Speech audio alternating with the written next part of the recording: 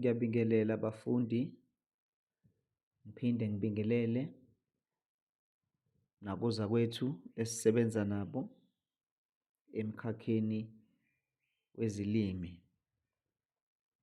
Ngithi namhlanje ake sibheke la iphepha lesithathu. Ngiyazi-ke abafundi bavamisile ukulibukela phansi leli phepha ngoba kwaziwa ukuthi imibhalo yokuziqambela. Konke umfundi ezobe ekubhala lapha ukususela ekhanda.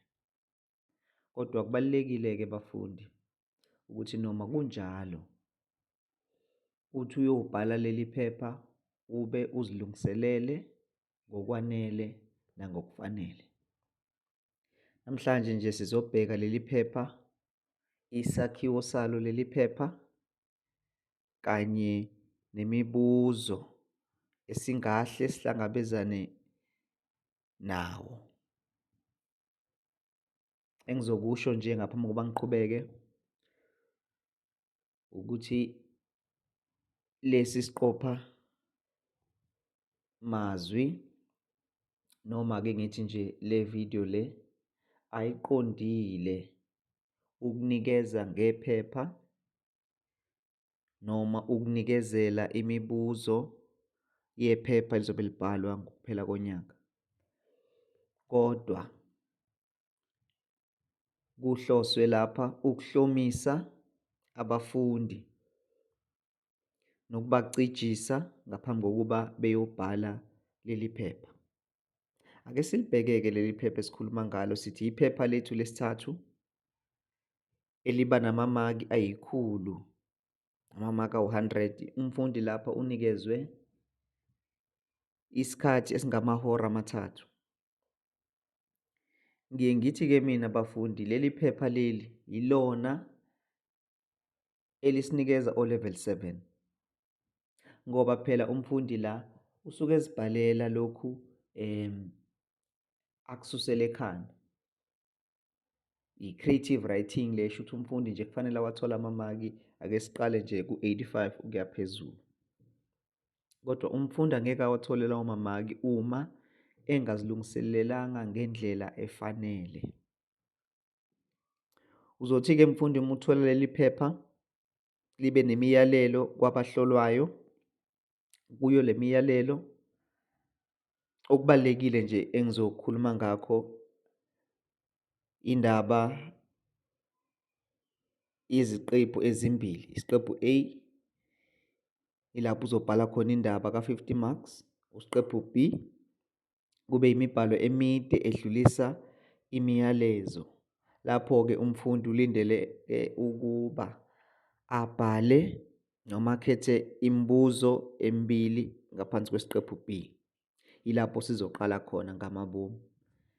Sizobuye senze enye ividiyo ebhekiswe kusiqephu A, kodwa namhlanje nje ake sibheke usiqephu B, lapho uzobe ukhetha imibhalo emibili bese uyabhala ngamagama ayi-100 kuya kwayi-120, 100 to 120 words. Ake siqale-ke la bafundi. Uma uzobheka umbuzo uzoba ngale ndlela 2.1, 2.2, 2.3, 2.4, 2.5 kanye no-2.6. Kule mibuzo le sengiyibalile 2.1 kuyela ku-2.6 kuzoba nesihlokwana. Imvamisa u-2.1 ake sithi uyanikezwa incwadi yobungani. Uma kubhaliwe-ke lapha mfundi kuthiwa incwadi yobungani, ungajabuleli ukuthi wena usuyitholile incwadi yobungani, wayifundisa ngempela uthisha eklasini, ngiyayibhala incwadi yobungani, ngiyambhalela umngani wami. Qaphela mfundi, yebo, incwadi yobungani, kodwa kungaba ukuthi ubhalela isihlobo sakho, okungaba ugogo, umkhulu, umzala, umalume, kanjalo kanjalo. Ungabhalela ngisho umfowenu, udadewenu. Engizama ukukuchaza labafundi, ungajatshuliswa isihlokwana incwadi yobungani bese uyobhala incwadi yobungani. Funda umyalelo ohambisana naleso sihlokwana. Ake sithathe nje isibonelo sephepha elikade libhalwa kulonyaka. Libhalwa ngabafundi bethu kade besupplementa isiZulu. 2.1 Incwadi yobungani. Umnewenu ukubhalele incwadi ekwazisa ukuthi usefuna ukuyeka izidakamizwa. Bhala incwadi umhalalisele ngesinqumo asithathile. Bayabona-ke abafundi, awubhaleli umngani lapha. Shuthi nje uma uyobhala leli phepha, qaphela lo myalelo lo oba ngezansi kwesihlokwana. Ubani esimbhalela incwadi la? Into yokuqala okufanele uzibuze yona. Ubani esimbhalela incwadi? Umnewenu. Sesiyazi-ke abafundi, masikhuluma ngomnewenu suke sikhuluma ngomfowenu. Ngokujwayelekile omncane kunawe. Umnewenu lo. Sesimtholile umuntu esimbhalela incwadi. Number 1, kufanele uthole umuntu ombhalela ini? Incwadi. Ubani esimbhalela incwadi? Ngibhalela umnewenu. Uma umbhalela incwadi umnewenu, imayelana nani incwadi? Ungadideki nalapha mfundi. Umyalelo uyakutshena ukuthi bhala incwadi, wenzeni kule ncwadi. Ilokho esikufunayo manje. Ngiyokwenzani kule ncwadi? Ngimbhalela nje umnewethu, kwenze njani? Umyalelo uyasho ukuthi umnewenu uthathe isinqumo sokuyeka ini? Izidakamizwa. Yebo. Ikuphi okufanele ngikubhale kule ncwadi? Mina kufanele ngibhale incwadi ngimhalalisele. Question paper yakho mfundi, ngiye ngithi kulabo engihlangana nabo, dwebela okhiye bombuzo. Number 1, ngibhalela umnewethu incwadi. Kungani ngimbhalela incwadi umnewethu? Uthathe isinqumo esihle kakhulu sokuyeka ini? Izidakamizwa. Noma usefuna ukuyeka isidakamizwa. Ikuphi okufanele ngikwenze? Ngiyomhalalisela. Ngamanye amazwi, usuyibonile inhloso yencwadi.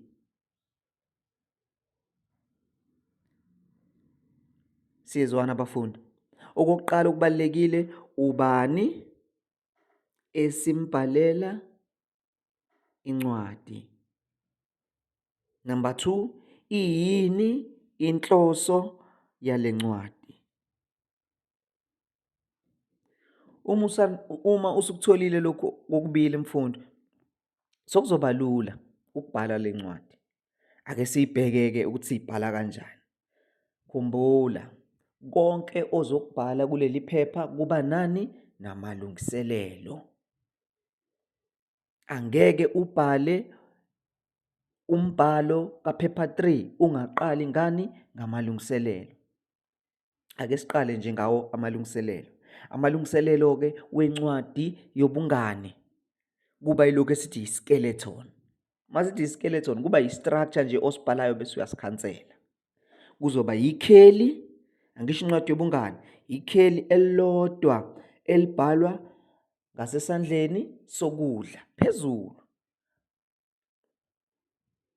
Nasi isibonelo. Umfundi uyabhala ikheli. Emveni kokubhala ikheli, usushiya umugqa. Uma usushiye umugqa wenze njani? Usuyabingelela. Siye sithi ubingelela sakhuluma. Kanjani? Uyabhala lobuhlobo noma ubhale igama lomuntu osuke umbhalela incwadi. Uma sithi ubhala ubuhlobo, kuthiwa ebhalela umnewenu lapha, uvumelekile mfundi ukubhala lapha phezulu umnewethu. Kuyezwakala? noma uvele umbize ngegama umnewenu, mhlawumbe umnewenu igama lakhe ubani? uJabu. Uyabhala Jabu noma Jabulani. Uma uthanda ungaze usibhale ngisho isibongo. Uyabhala laphana phezulu Dlamini, Ngwenya. Kukwena isibongo sizoqhamuka nawe, ngisho umbhalo wakho lo. Right. Qaphela-ke mfundi. Sawubona mnewethu, asikubhali lokho. Ubhala nje ubuhlobo mnewethu, noma ubhale ini? Igama. Mnewethu othandekayo omuhle kakhulu, cha. Ngiye ngithi mina ungacomplicate izinto. Bhala lokho okulindelekile mfundi. Uma ususibhalile isibingelelo kuzoba yini? Isingeniso. Yini okufanele ingene ngaphansi kwesingeniso? Isingeniso kungena amaphuzu amabili. Okokuqala okufanele kungene lapho siye sithi umusho oveza ubuhlobo. Umusho oveza ukuthi niyazana, nihlobene, uyamazi lo muntu ombhalela lencwadi. Kuyezwakala bafundi? Ake senze isibonelo la. Ngizokunikeza nje amagama ambalwa ongaqala ngawo uma ubhala lo musho. Ungawuqala lo musho ngegama ngiyethemba. Usungabhala-ke lapho ngiyethemba nasala kahle emveni kokuba sihambe, noma ngiyaxolisa angikwazanga ukuba yingxenye yomcimbi wokubungaza usuku lakho lokuzalwa, noma ngabonga ngesipho owangithumelela sona. Amagama nje ambadlwana ongaqala ngawo. Lo musho lo usivezela ukuthi uyazana nomuntu ombhalela ini? Incwadi. Uma usubhalile lowo musho, ubhala umusho wakho wesibili-ke manje. Umusho wakho wesibili uzoveza ini? Inhloso yencwadi. Kungani ubhala lencwadi? Ilapho-ke mfundi uzobhala-ke ngibhala le ncwadi. Nalokho ozokubhala la mfundi awukucabangi, kukhona laphana embuzweni. Umbuzo ukuyalele noma umbuzo ukwenze kwabalula. Wathi umbuzo kuwena, bhala incwadi umhalalisele. Futhi lapho usuyasho-ke wena ngibhala le ncwadi ngoba ngifisa ukuhalalisela ngesinqumo esihle ofuna ukwenze njani? Ukusithatha. Usuqedile mfundi. Ususibhalile ini? Isingeniso. Uma usuqedile ukubhala isingeniso, usudlulela esigabeni esilandelayo. Esigabeni sesibili. Kuleso sigaba sesibili ilapho-ke usuzokwenza njani? Usuzobhala ini? Ingqikithi yencwadi. Usuyamhalalisela okwangempela manje. Uma umhalalisela phela umuntu uyamncoma, umbonge ngalesi sinqumo. Usungamvezela-ke ukuthi ngokuthatha kwakhe lesi sinqumo ikuphi azokuzuza.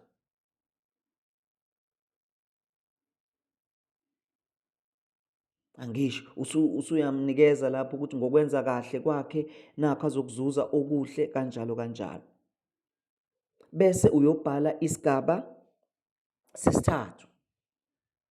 Ngiye ngithi kubafundi, incwadi yakho akube isingeniso, kube iparagraph yokuqala enengqikithi, bese kuba iparagraph yesibili. Ungabhali iparagraph eyodwa la, angeke ube nawo amamaki. Khumbula ukuthi iparagraph ngayinye silindelela ukubona umfundi ebhala imigqa mhlawumbe ake sithi eyisithupha ukuyela eyisikhombisa. Iparagraph ngayinye. Uma-ke mfundi usubhalile le paragraph yakho yesibili, lapho phela usuzomtshena khona ukuthi njengoba esithathele isinqumo sakhe esihle akaqhubekele phambili. Ngamanye amagama usuyamkhuthaza-ke manje ukuthi angasabuyeli emuva, usesithathile isinqumo sakhe lesi, akaqhubekele phambili. Bese uyayivala leyo paragraph leyo, usudlulela kulo musho ozobe wenze njani manje, usuyiphetha indaba yakho. Ilapho-ke uzomtshena khona ukuthi akakhonze kubo bonke ekhaya. Akakhonze kubo bonke ekhaya. Bese ekugcineni mfundi, ilapho usumvalelisa khona, yimina, kubalulekile lokhu, yimina udadewenu noma yimina umfowenu. Bese ngezansi usuyasho-ke usubhala igama lakho. Akulindelekile lapha mfundi ukuthi ubhale isibongo. Uyabhala nje igama lakho, isiphelele kanjalo. Right. Ake sithi mhlampe amalungiselelo lawo wenze njani, usuyawakhansela, usudlulela ekhasini elisha phezulu. Ekhasini elisha phezulu uyayiqala futhi lento. Uqala ngekheli liphelele. Nakho kufanele ukuqaphele-ke mfundi uma ubhala-ke. Ikheli lakho akube yikheli ozothi uma ulibhala liqonde.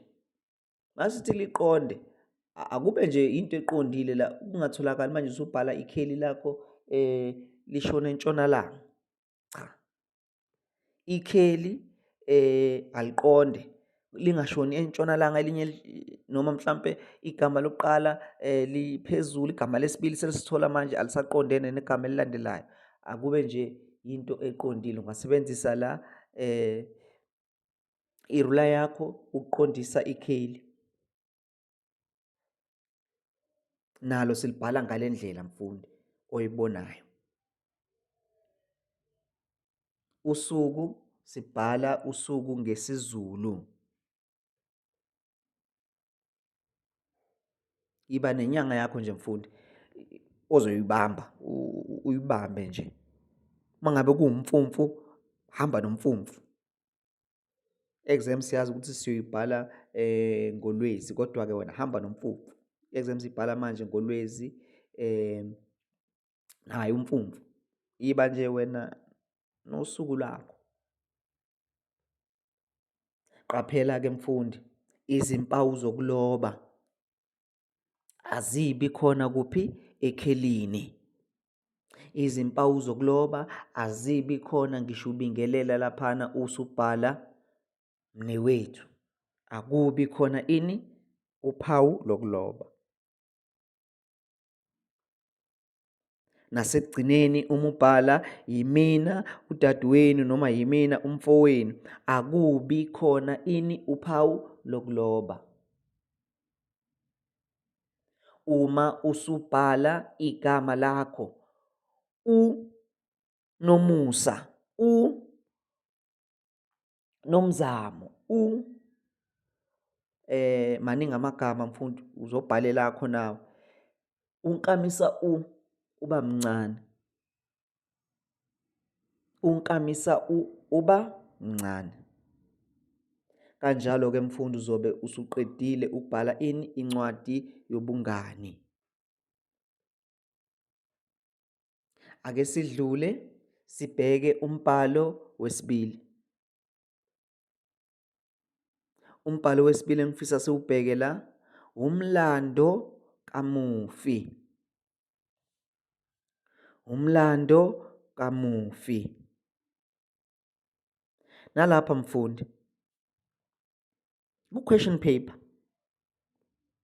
bazobhala laphana isihlokwana esithi umlando kamufi. Ungajatshuliswa isihlokwana esithi umlando kamufi bese uthi ngawuthola umlando kamufi. lapha nje ngizovele ngibhale umlando womngani wami engimthandayo engimkhonzile. Cha. Qaphela umyalelo wephepha. Qaphela ini? Umyalelo wephepha. Ake sithathe isibonelo sombuzo wephepha elitholakala noma elibhalwe onyakeni odlule 2024. Iphepha belinombuzo, umlando kamufi. Kudlule emhlabeni umngani wakho omkhulu. Bhala umlando kamufi ozofundwa ngosuku lomngcwabo. Balekile-ke mfundi nalapha ukuthi ubuyele ephepheni uyodwebela okhiye. Ubani oshonile? Ushone kanjani uma ngabe kukhona embuzweni? Bese ngiyabhala umlando wakhe. Right, umlando kamufi sithi umbhalo olula kakhulu lo. Kodwa nawo kunendlela okufanele siwubhale ngayo. Ake sithi sesiwenzile amalungiselelo sesiyabhala manje. Uzoqala ngesihloko phezulu. Isihloko sakho uyasibhala. Umlando kamufi usubhala amagama akhe aphelele. Umlando kamufi uMandla Mkhize, ngiyabekisa. Usuyasidwebela isihloko sakho. Uqaphele ke mfundi. Igama negama esihlokweni ulibhala ngani? Ngosonhlamvukazi. Liqala ngecapital letter.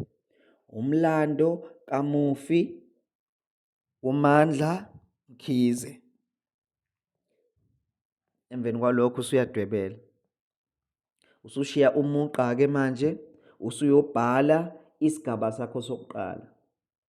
Isigaba sokuqala mfundi sibhekiswe noma sikhuluma ngokuzalwa kwakhe. Uma nje ubhala isigaba sokuqala uyazi nje ukuthi kulesi sigaba sokuqala ngiyokhuluma ngokuzalwa kwakhe.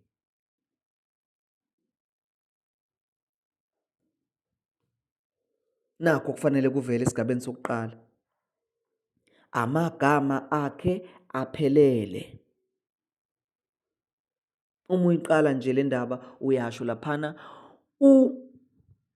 uMnumzane Muthanda. Ungasho ukuthi uMnumzane Mandla Mkhize. Avelile-ke amagama akhe wonke ngokuphelele. Number 1. Iyona into okufanele uyenze le. Uqala ngamagama akhe aphelele. Number 2, okufanele kuvele esigabeni sokuqala, indawo azalelwa kuyo. Awuphoqelekile mfundi la ubhala isibhedlela lesi azalelwa kusona, kodwa sifuna ini? Indawo.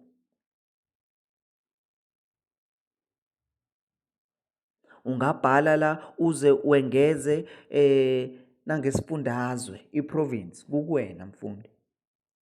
Kodwa-ke uzobe usubhalile la uMnumzane Mandla Mkhize wazalwa inkathi edlule lapho. Angisho wazalwa, sifuna inkathi enjani? Edlule. Wazalwa noma wazalelwa. Usuyasho ukuthi wazalelwa kuphi angisho. Wazalelwa eThekwini esifundazweni saKwaZulu Natal. Sesifuna usuku. Shuthi iphuzu lakho lesithathu okufanele livele lapha kule paragraph. Usuku azalwa ngalo. Nalapha siyayikhulumisa lento le kufanele kube usuku oluzohambisana nolimi ohlolwa ngalo. Ngiye ngithi mina kubafundi, don't complicate things. Ungaxaki izinto. Uma uzobhala ke lapha mfundi, wazalwa noma wazalelwa eThekwini esifundazweni saKwaZulu Natal, ngonyaka kuwena ungaqala ngonyaka noma ungaqala ngalo usuku. Kuba lula-ke uma uzoqala ngosuku. Wazalwa noma wazalelwa esifundazweni saKwaZulu Natal eThekwini mhla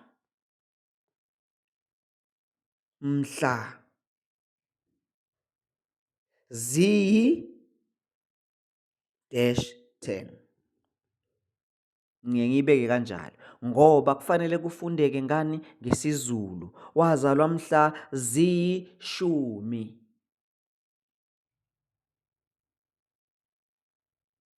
Uma amashumi sewamabili usuzobhala wazalwa mhla zingama, usubhala i-date eqala ku-20 iya ku-30. Mhla zingama 20 usuyayibhala inyanga. Ngithe yiba nenyanga yakho ozoyibhala, uyibhalile ngale encwadini yobungani, usuyayibhala nala kuMfumfu. Uma usudidekile-ke mfundi ungasayikhumbuli inyanga yesiZulu, bheka i-question paper yakho. Ngaphandle i-question paper yakho izobe inenyanga yesiZulu. Thathe leyo nyanga leyo uphinde uyibhale ngale. Akekho ozokulwisa. Wazalwa mhla zingama 20 kuMfumfu. Onyakeni usumnikeza unyaka azalwa ngawo. Mhlampe wazalwa ngo-2000, 2K leli. Wazalwa ngonyaka ka-2000.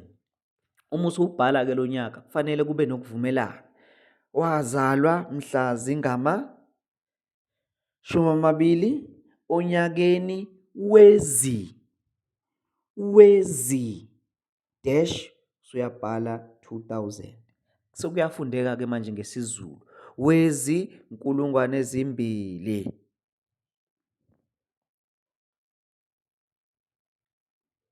Uwezi simbhala uma ngabe lowo muntu lowo wazalwa ukusukela ku-2000 ukuya phezulu.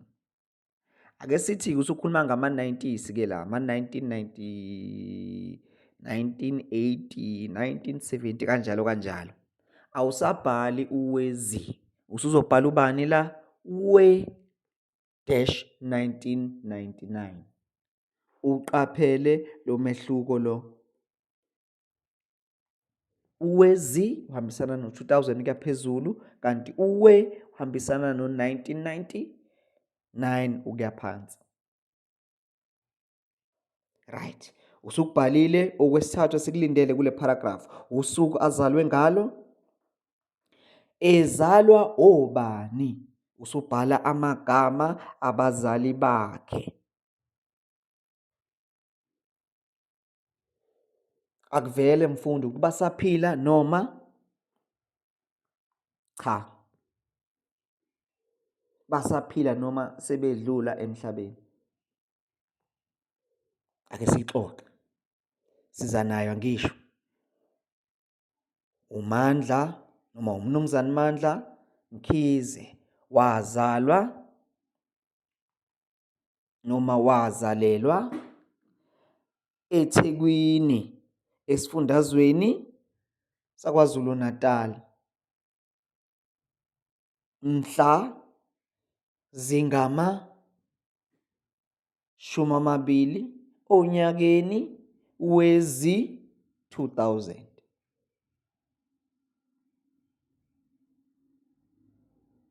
Ezalwa noma wazalwa, mase siqala nje umusho omusha. Wazalwa ngumnumzane, umnikeze igama umnumzane, umnikeze nesibongo, kanye nonkosikazi umnikeze igama, umnikeze nesibongo. Usuyasho-ke uma sebedlula emhlabeni noma basadla anhlamvana. Uma usuqedile ukwenze njalo, usuyobhala okulandelayo. usuku adlule ngalo emhlabeni. Suyasho-ke usishiye, kusanda kwenzeka ngisho lokhu, qaphela inkathi. Usishiye, usuyalibhala usuku. Mhla ziyishumi kuLwezi noma kuMandulo noma kuMfumfu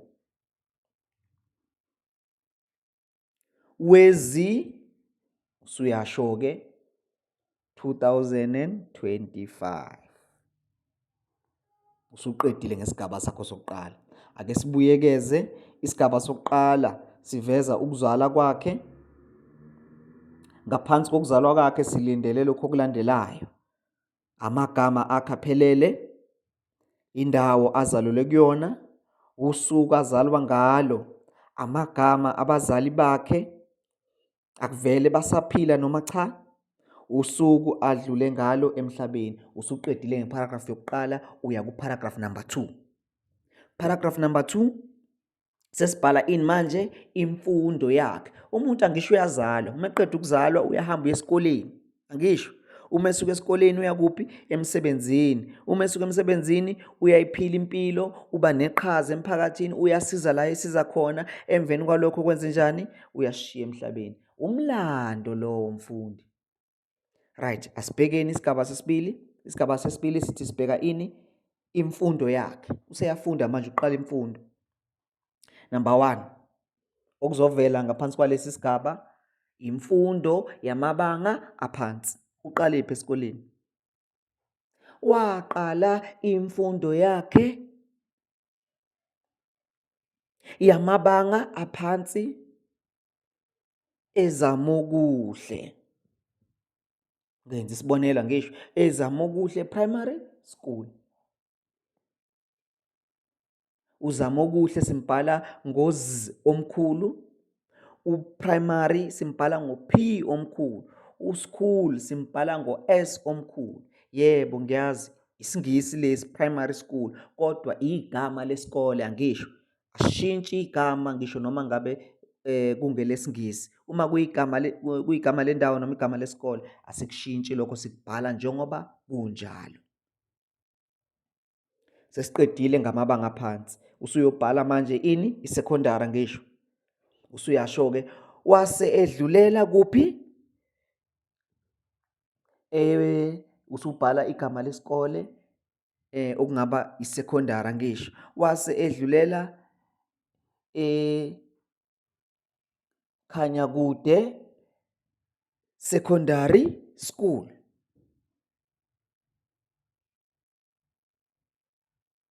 Usuyasho nakuyilapho enze njani? Aphumelela ngamalengiso. uMatikula etsheni, noMatikula etsheni, igama elilodwa lela silihlukanisa. uMatikula etsheni. Noma angisho sasifuna amama kolimi, la sibheke ulimi, sebenzisa isimo sokukhuluma. Waphumelela ngamalengiso la ebangeni le-12 angisho. Siyazi ukuthi uMatikula etsheni angisho. Right.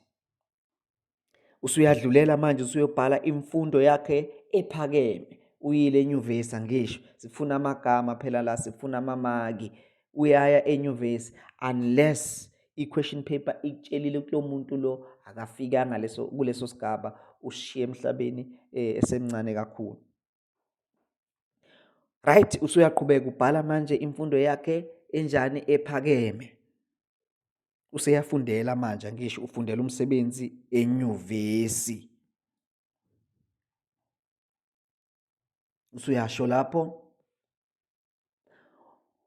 Waqala imfundo yakhe ephakeme enyuvesi yaKwaZulu Natal noma enyuvesi yaseGoli, i-University of Johannesburg.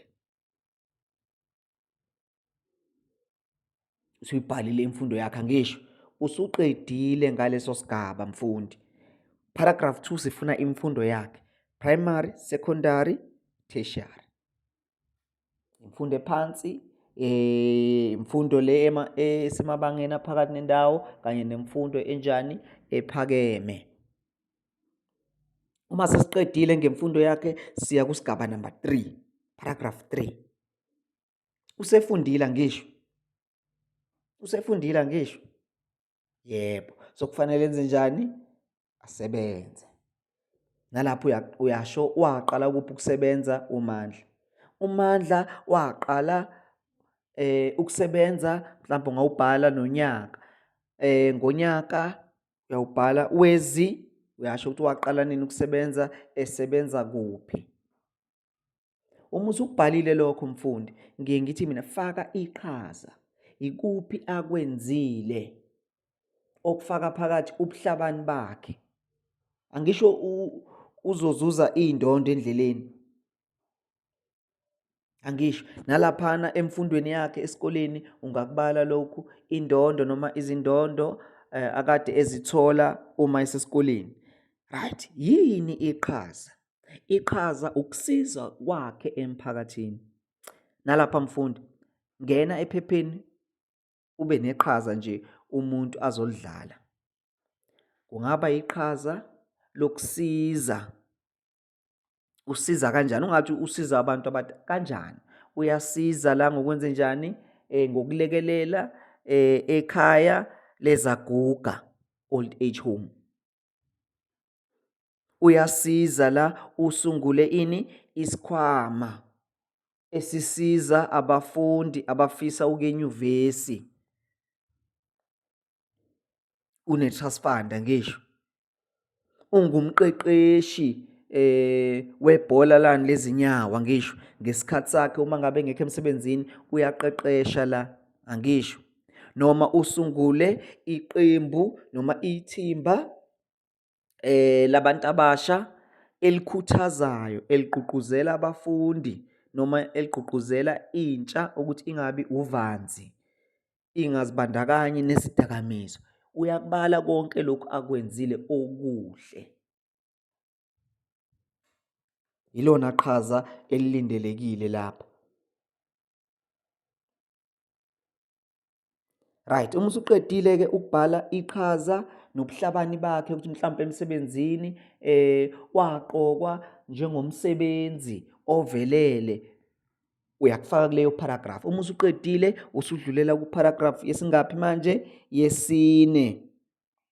I-paragraph yesine ayivezi okuningi mfundi, iveza nje abashiyile emhlabeni.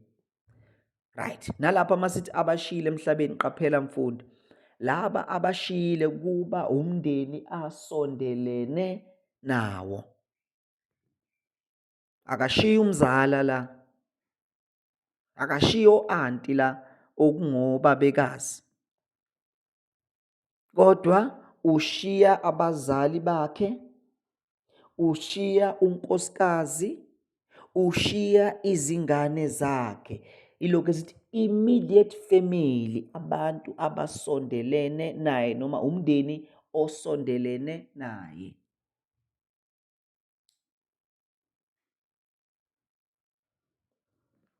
Ngizoyishiya leyo sidlule siye esigabeni sokugcina, isigaba number 5, okuba yisiphetho sakho.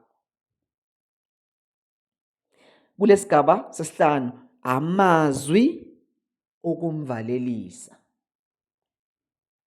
Lala ngoxolo, Mkhize, khabazela. Uyibekile induku ebandla. Uyiphetha nje kanjalo. Siyezwana abafundi. Umlando lo uphelele mfundi. Uphelele umlando. Ngisho noma ngabe kuthiwa ube nebhadi elinganani, kodwa lapho u-23 to 25 uphuma nawo. Uma nje ulandele uhla esengikunikeze lona, uphuma nawo lawo mamaki. Right. Umfundi angabuza mhlawumbe amalungiselelo womlando ngiwabhala kanjani? Kuko konke lokhu esesikubalile mfundi, lama-paragraph lawo. Uma ubhala amalungiselelo uzobhala isihloko, umlando kamufi noma umlando kamufi, uMandla Mkhize udwebele. Bese uyasho ukuthi isigaba sokuqala ngizobhala ngokuzalwa kwakhe, isigaba sesibili ngizobhala imfundo yakhe, isigaba sesine ngizobhala ngokusebenza neqhaza lakhe, isigaba esilandelayo ngizobhala ngani ngabashiyile, bese kuba isigaba sokugcina lapho ngizobhala ngani ngamazwi okumvalelisa, bese ngiyakhansela. Sengidlulele ekhasini elisha phezulu, ngiyaqala futhi ngiyabhala ini isihloko, umlando kamufi uMandla Mkhize, ngiyadwebela. Sengiyabhala-ke manje lokhu engithe ngizokwenza, angisabhali-ke ukuthi isigaba sokuqala asifuni izihlokwane ephepheni lesithathu, ungasenzeli ama-subtopic. Uma usubhala nje uyabhala into engenaso ini isihlokwane, uyaqala uyasho lapho uMandla Mkhize wazalelwa eThekwini esifundazweni saKwaZulu Natal mhla zingama-20 Mfumfu usuyabhala unyaka azalwa ngawo, ezalwa noma full stop, usuqala umusho omusha. Wazalwa umnumzane Zibani wakazibani kanye nonkosikazi Zibani wakazibani, abasaphila abasanhlamvana noma abasashiyile noma abasekho emhlabeni, kanjalo kanjalo usuqhubeka nayo, wehla nayo nje kanjalo mfundi, ngobunono. Ngiyabonga kakhulu. Ngicabanga ukuthi okunye ngizokwenzela isiqophamazwi esisha bese senza ividiyo. Uma unombuzo mfundi uzowushiya ngezansi kuma-comment section. Siyabonga.